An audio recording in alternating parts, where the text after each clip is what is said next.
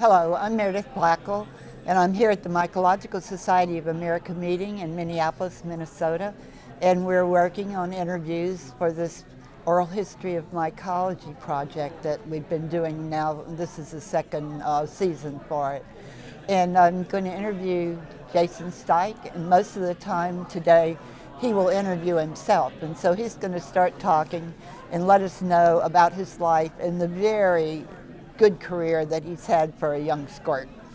So, Awesome. yeah, I've known you since you were at Duke in grad school, and I thought you were on the faculty. But anyway, let's start by saying where you were born and how you grew up, you know. Sure. Let's see. So I was born in North Carolina in Chapel Hill, Oh, and my parents had moved there for my dad to go to school to be a physician assistant, and so my mom was in graduate school in French Lit, and then we grew up in North Carolina, and I went to high school at the School of Science and Mathematics in Durham, which is a residential school for my last Right. 2 years of high school. That was fun and intense, but sort of always been interested in science through. My dad worked in genetics, so I was always kind of paying attention to the way that they were studying disease in human and following families, and so I guess I kind of just sort of stayed interested in that. I went to college at Duke University for my undergraduate, but I focused on computer science, and so I was started to really get interested in how we deal with data, right? And that was kind of what I was learning as an undergrad, and then I worked in the hospital between college and grad school in a genetics program or genetics department that's actually the same group that my dad had worked in, but in a different part. So I kind of really learned about how to use these programming skills towards analyzing data, processing data, and I just got hooked on that. And then I didn't know what I wanted to do in graduate school, except I wanted to do more, basically genomics at that point, right? Processing and thinking about data. Started graduate school, rotated a couple different labs, and ended up in a lab of Fred Dietrich, who had worked on some of the early days of the first sequences in yeast, especially. So he had been part of that.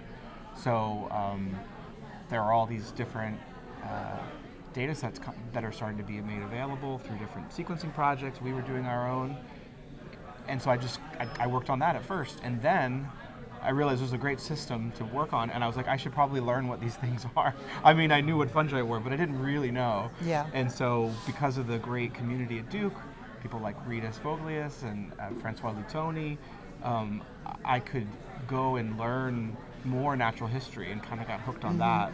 At the same time, I was in a department that was working on infectious disease and looking at fungi like Cryptococcus, and so folks like Joe Heitman, John Perfect, others were there working on those questions. was Fred in the med school? It was in the med school. It's a med school genetics Okay. department. Yeah, I didn't realize he was not in the department. He was on the school in biology, although I think there's a lot of cross appointments. Yeah. And I was part of this there was a university program in genetics and genomics, and so it was really nice because we had funding for the first 2 years of school, and so it was really intended that you had some freedom. You didn't have to work directly on a project that your thesis advisor had right away, I think. And so I actually spent a lot of time in the biology department working with friends who were developing methods in population genetics, and so I was kind of learning I learned a lot of my skills or training on that through kind of just working with those other students and faculty. So I don't know, I guess, so maybe that's why I seemed like I was already independent, because I really felt like for me the best thing was to kind of learn from different people and work with them under different questions. Yeah, I remember the first time I encountered you was at the DPIPA meeting, and although I was PI on the project, somebody else arranged it, and here you are speaking. So you were a young squirt. That was an honor. It was good that somebody thought to invite me, and Yeah. it was fun to be part of. Part of that. We included lots of students and postdocs, and as it ended up, it was a very good program for mycology, I think. Yeah.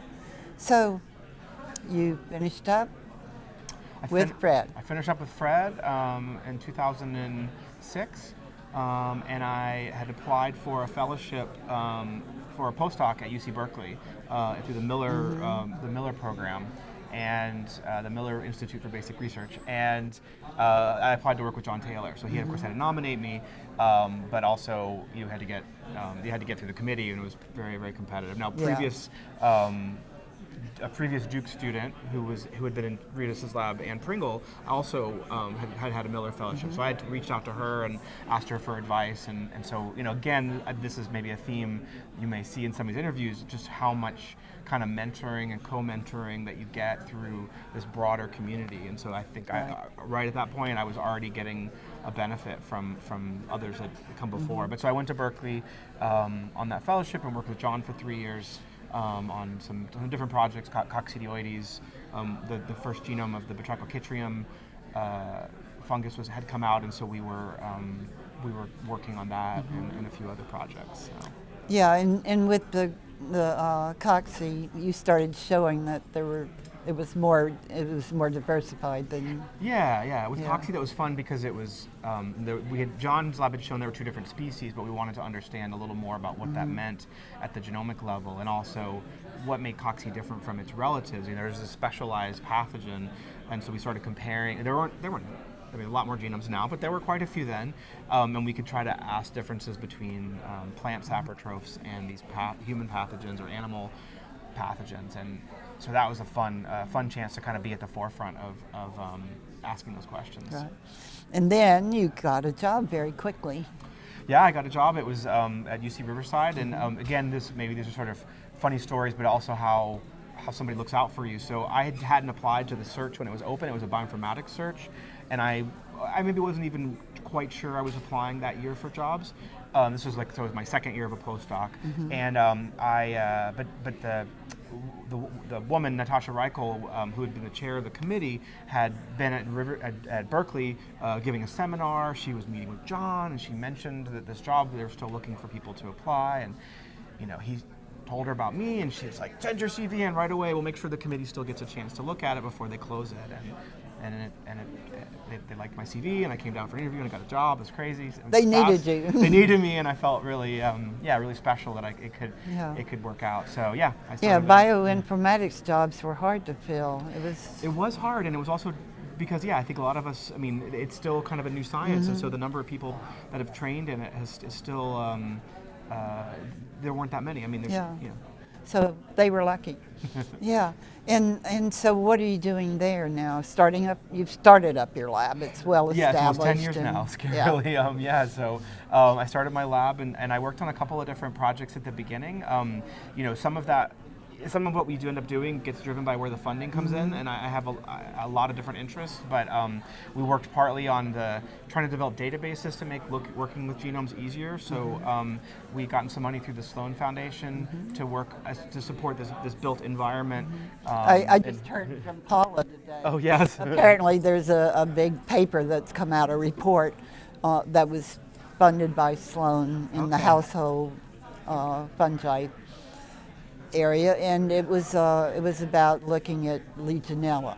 Oh, okay. And so it looks like we'll be able to figure out how to control it and stop it from spreading in environments. Yeah. That's great. Well, so it was fun to be part of a little bit of that in terms of the informatics around how we look at the microbes that are inside built environments. And it wasn't actually my total expertise right away. I hadn't done a lot of molecular ecology, but I really used that as a launching point to think about those questions, and we tried to build some infrastructure to help the community. And at the same time, we started applying for other grants, and the big one that has been kind of sustaining has been this genealogy of life grants that worked with Joey Spadafora and Tim James, Robbie Robertson, Carrie O'Donnell, Matt Smith, lots of really great mycologists. And Ann's on that too, is Ann? Ann's not part of that one. I think that might be something different. Okay, different. But this was to look at the zygomycete fungi diversity. Oh, okay, zygolite. Yeah, so some of your and including Basidiobulus, one of your favorites, and so that has been a good chance to learn about the systematics and how we can use these genomic approaches as well as integrating fossil data and other things. I was very disappointed. I was hoping that Lobosporangium would turn up in some of the sampling you were doing. It used to be called Econosporangium. Right. It's only been found 3 times within a 2-year period by 3 different people.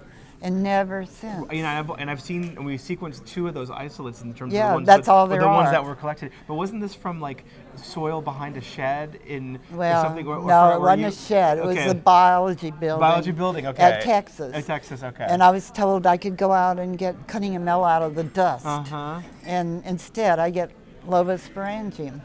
Well, And maybe we should try harder again. George Carroll's, I never could isolate it there again. I Mm. tried and tried. George Carroll's came from Nevada in the desert, I think. Okay. And one more was collected, but no, there was no culture, and it came from Sonora in the desert. Okay. So desert environment. Yeah, well, so that's one of the things we've transitioned to in the lab is we've got a set of projects looking at biological crusts in the desert and trying to understand the fungi. And so we know a lot about the algae, or a lot's been done on the algae and the cyanobacteria, but we're interested in what some of the fungi do in those environments. And we know, of course, about lichens that form these lichenized crusts, but there are other fungi and so that are there. And so several of my students have been working on amplicon as well as culture-based studies. Yeah. So we might know better.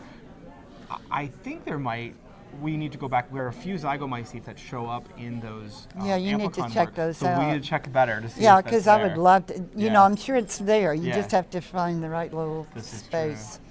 Yeah.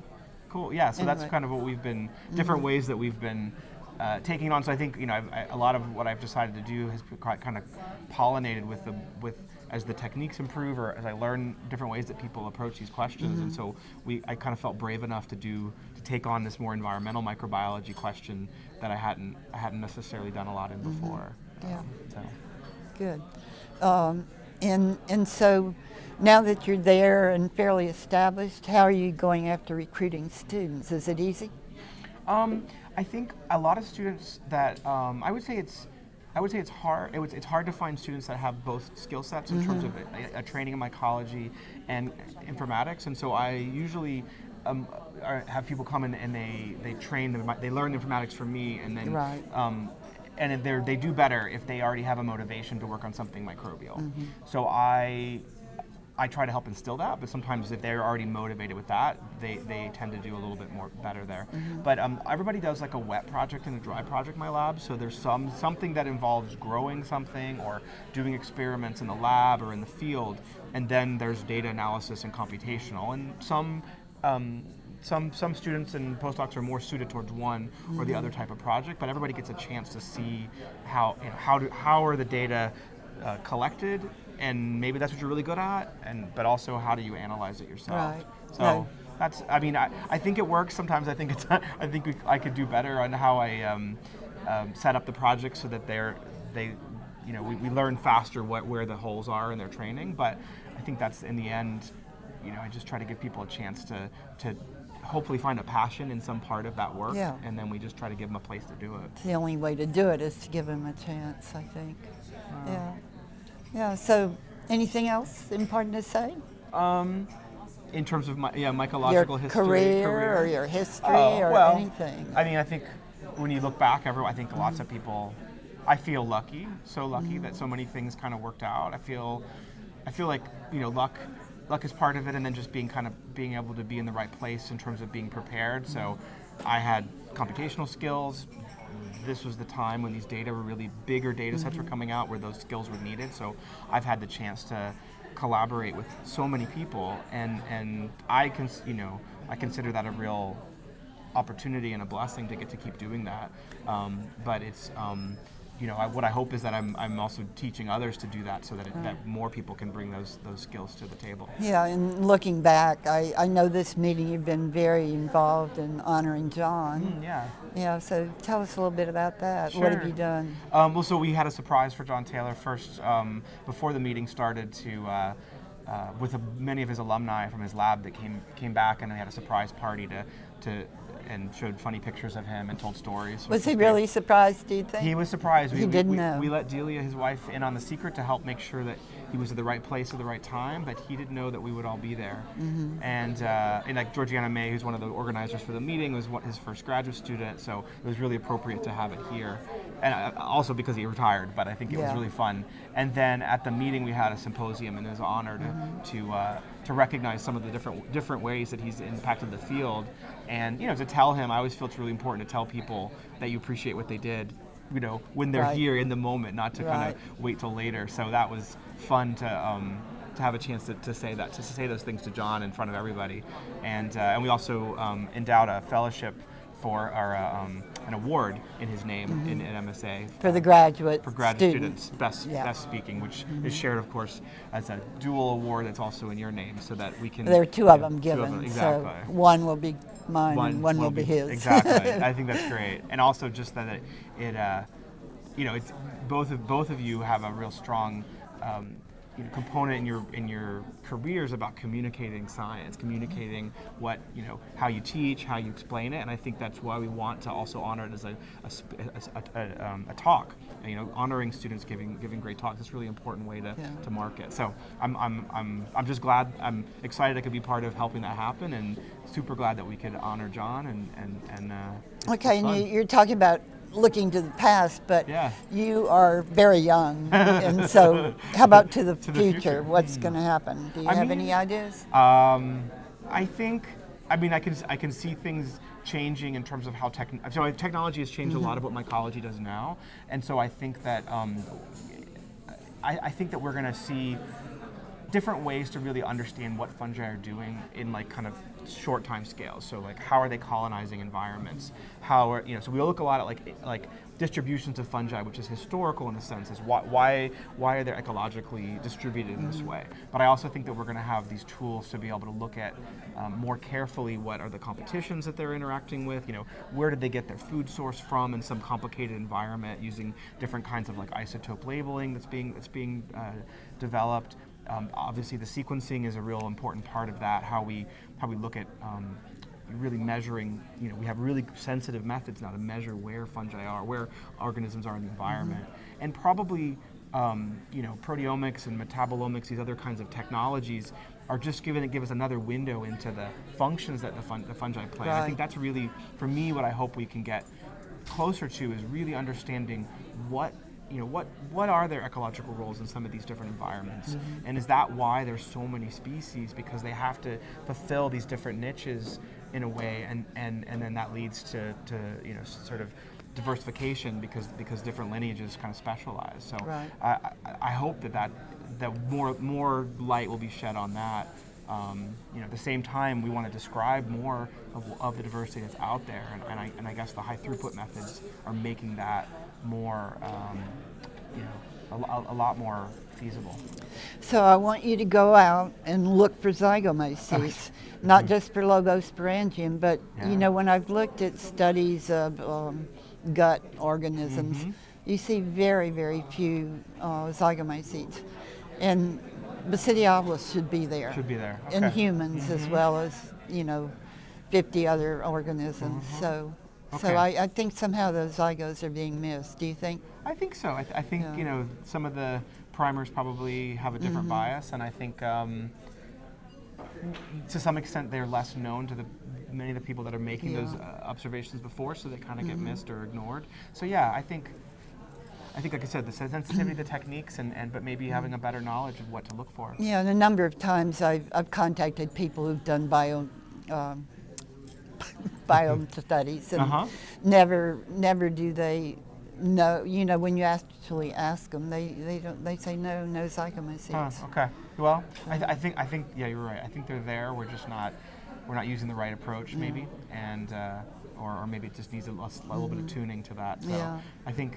It looks like there's some interesting places that, even in the desert, we've been looking at places where there's water accumulated, then you get insects there, then you start to see zygos in those environments, and so maybe it's patchy, and that's why some of it's That's what probably happens, and I know the slime moths certainly are patchy because they're associated with the substrate. But Bob Gilbertson, when he first went to Arizona, applied for NSF money to study desert fungi, and he got back reviews saying there are no fungi in the desert. And he proved them wrong. He proved him wrong. Yeah, no. So you do the same. Hopefully we can. That's good. Yeah. Those are good inspirational people to think about when you're the first time through. They don't believe you, but I think we can show it. Thank you very much for taking the time, because I know you've been very, very busy. So Well, thanks for doing this, Meredith. Yeah. It's good to be here.